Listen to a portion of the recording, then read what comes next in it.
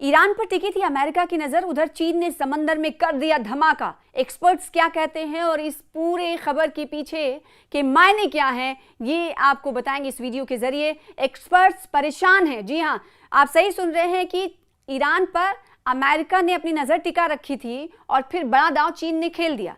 चीन ने समंदर में धमाका कर दिया। एक्सपर्ट्स इसकी वजह से परेशान हैं। पूरी जानकारी इस वीडियो के जरिए आपको देंगे। अमेरिका और ईरान के बीच जब युद्ध चल रहा था तो इसका सबसे बड़ा फायदा चीन ने उठाया। ट्रंप का पूरा ध्यान ईरान पर था, तभी चीन ने सबमरीन से परमाणु हथियार ले जाने में सक्षम मिसाइल का टेस्ट कर लिया। एशिया मीडिया सेंटर की रिपोर्ट के मुताबिक इस परीक्षण को जितना वैश्विक ध्यान मिलना चाहिए था उतना नहीं मिला, क्योंकि वॉशिंगटन पश्चिम एशिया के संकट में उलझा रहा और चाइना मिसाइल लॉन्च हो गया। अमेरिका इन दिनों ईरान के साथ बढ़ते सैन्य टकराव में पूरी तरह उलझा हुआ है।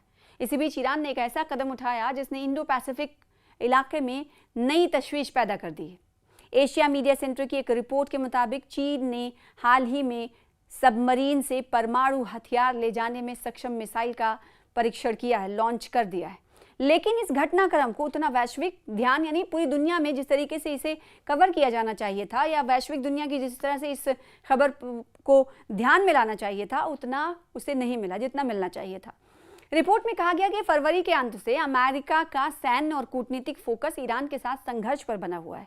जिस सप्ताह चीन ने यह परीक्षण किया, लॉन्चिंग की, उसी दौरान अमेरिका ने हॉर्मुज स्ट्रेट में जहाजों पर हमले के बाद ईरान के कई ठिकानों पर कार्रवाई की। ऐसे में दुनिया का ध्यान पश्चिम एशिया पर मरकूज रहा, केंद्रित रहा। तो क्या चीन ने सही वक्त चुना? रिपोर्ट्स क्या कहती हैं? रिपोर्ट्स की राइटर हैं, उनका कहना है कि ये कहना जल्दबाजी होगा कि चीन ने जानबूझकर अमेरिका की व्यवस्था का, यानी बिजनेस का फायदा उठाया। चीन का दावा है कि ये उसके वार्षिक सैन्य प्रशिक्षण कार्यक्रम का हिस्सा था। हालांकि उन्होंने ये भी लिखा कि ये परीक्षण ऐसे समय पर हुआ जब चीन के परमाणु संकेतों का सबसे प्रभावी जवाब देने वाला मुल्क अमेरिका दूसरे मोर्चे पर बिजी था। टोक्यो, कैनबरा और नई दिल्ली में रणनीतिक मामलों पर नजर रखने वालों ने इस घटनाक्रम को संजीदगी से देखा होगा। प्रशांत क्षेत्र में इसीलिए चिंता बढ़ गई। रिपोर्ट के मुताबिक दक्षिण प्रशांत परमाणु मुक्त क्षेत्र के भीतर किसी मिसाइल का गिरना न्यूजीलैंड समेत पूरे क्षेत्र के लिए एक चिंता का विषय है। पहले से मौजूद परमाणु अस्थिरता के बीच ये परीक्षण नई रणनीतिक चुनौतियां खड़ी करता है। रिपोर्ट में याद दिलाया गया है कि सितंबर 2024 में चीन ने 44 साल बाद पहली बार अंतरराष्ट्रीय जल क्षेत्र में अंतर महाद्वीपीय बैलिस्टिक मिसाइल यानी ICBM का परीक्षण किया। इसके बाद दिसंबर 2024 में जमीन पर बने साइलों से भी ICBM परीक्षण किए गए। रिपोर्ट का कहना है कि इन घटनाओं से साफ संकेत मिलता है कि चीन अब सिर्फ सीमित परमाणु क्षमता रखने वाला देश नहीं रह गया, बल्कि वो अपने परमाणु भंडार का विस्तार कर रहा है, उसे एक्सपैंड कर रहा है, उसे आधुनिक बना रहा है और अब अपनी सैन्य क्षमता का सार्वजनिक प्रदर्शन भी कर रहा है। पनडुब्बी बेड़े पर भी फोकस है। रिपोर्ट के अनुसार चीन के तेजी से बढ़ते परमाणु पनडुब्बी बेड़े को देखते हुए ये परीक्षण केवल ताकत दिखाने का मामला नहीं लगता, इसे समुद्र में लगातार परमाणु हथियारों से लैस पनडुब्बियों की तैनाती की दिशा में एक रणनीतिक कदम माना जा रहा है। अमेरिका, फ्रांस और ब्रिटेन कई वर्षों से ऐसी समुद्री परमाणु गश्त करते रहे। अमेरिका ने हमले नहीं रोके तो शदीद रुख इख्तियार करेगा ईरान। ईरानी सुप्रीम लीडर के मिलिट्री सलाहकार हैं, तज्जियाकार हैं, उन्होंने इस हवाले से इंतबा दिया है और इंतबा में क्या कुछ कहा है, चेतावनी में क्या कुछ कहा गया है उनकी तरफ से, पूरी तफसील इस वीडियो के जरिए आपको देंगे। तो ईरान के सुप्रीम लीडर मुश्तबा खामनेई के आला सलाहकार मोहसिन रजाई ने अमेरिका को कड़ी चेतावनी दी है। मोहसिन रजाई ने कहा है कि अगर 2 से 3 दिनों तक जंग जारी रहा तो उनका मुल्क शदीद दौर में चला जाएगा, आक्रामक दौर में चला जाएगा, यानी ईरान की तरफ से हमले तेजतर कर दिए जाएंगे। ईरान के एक आला मिलिट्री सलाहकार ने इंतबा दिया है कि अगर अमेरिका ईरान के खिलाफ अगले 2 से 3 दिनों तक जंग जारी रखता है तो मुल्क ईरान सख्त रवैया इख्तियार कर सकता है, तबाहकारी दौर में चला जाएगा ईरान। ईरान के सुप्रीम लीडर मुश्तबा खामनेई के सैन्य सलाहकार हैं जिनका नाम मोहसिन रजाई है। उन्होंने सरकारी IRIB टीवी के साथ एक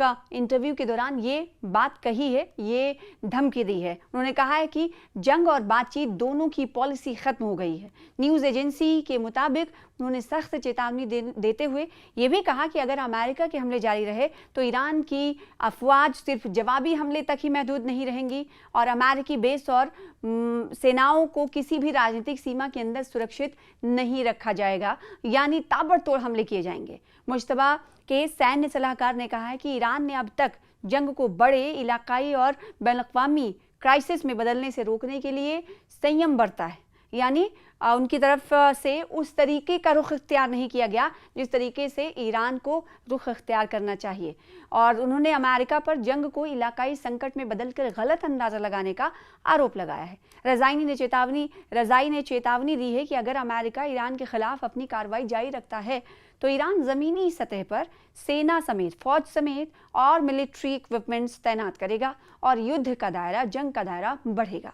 सैन्य सलाहकार ने जो मिडिल ईस्ट है ममालिक की जनता से तनाव को रोकने में मदद करने की अपील भी की है। तो सिर्फ इतना नहीं कि अमेरिका को चेतावनी दी जा रही है, बल्कि ये भी कहा जा रहा है कि अमेरिका जब ईरान पर हमले कर रहा है तो इसके बदले में ईरान मिडिल ईस्ट के देशों को निशाना बना रहा है। और ऐसे में सलाहकार की तरफ से जो खाड़ी देश हैं, गल्फ कंट्रीज़ हैं, वहाँ की जनता से, वहाँ की आवाम से अपील की गई है कि ये कशीदगी ख़त्म होनी चाहिए और इसको ख़त्म करने में आप हमारी मदद करें। अब क्या और इसके अलावा कहा गया और कौन कौन से ऐसे देश हैं जिससे रज़ाई ने कहा है वहाँ की आवाम से मुखातिब होकर, तो ये भी तफसील आपको बता देते हैं। रज़ाई ने कुवैत, जॉर्डन, यूएई और कतर जैसे इलाके के ममालिक के लोगों से अपील की है कि वो कशीदगी को और बढ़ने से रोकने में हमारी मदद करें। उन्होंने कहा कि अभी भी अमेरिकी हमलों पर ईरान का जवाब बहुत भारी रहा है।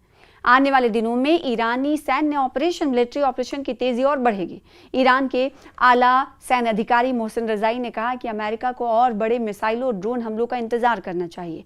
उन्होंने यूएस को धमकी भरे लहजे में कहा कि ईरान के खिलाफ किसी भी ज़मीनी मिलिट्री मुहिम की शुरुआत ना की जाए और अगर ऐसा किया जाएगा तो वो अमेरिका के लिए और मिडिल ईस्ट के लिए, गल्फ कंट्रीज़ के लिए घातक होगा। जैसा कि आपको मालूम होगा कि डोनाल्ड ट्रंप वक्तन फ़वक्तन ये कहते रहे हैं कि वो मिलिट्री ऑपरेशन भी कहीं ना कहीं ज़मीनी जंग की भी शुरुआत करने वाले हैं। तो ऐसे में ईरान ने पहले ही कह दिया कि अगर ज़मीनी जंग की शुरुआत करेंगे तो हालत और बदतर होगी। इस बीच ईरान की न्यूज़ एजेंसी है तस्नीम, उन्होंने बताया कि ईरानी सुरक्षा बलों ने इससे पहले हॉर्मुज़ स्ट्रेट में एक नियमों की खिलाफ वर्जी करने वाले जहाज़ को भी निशाना बनाया है।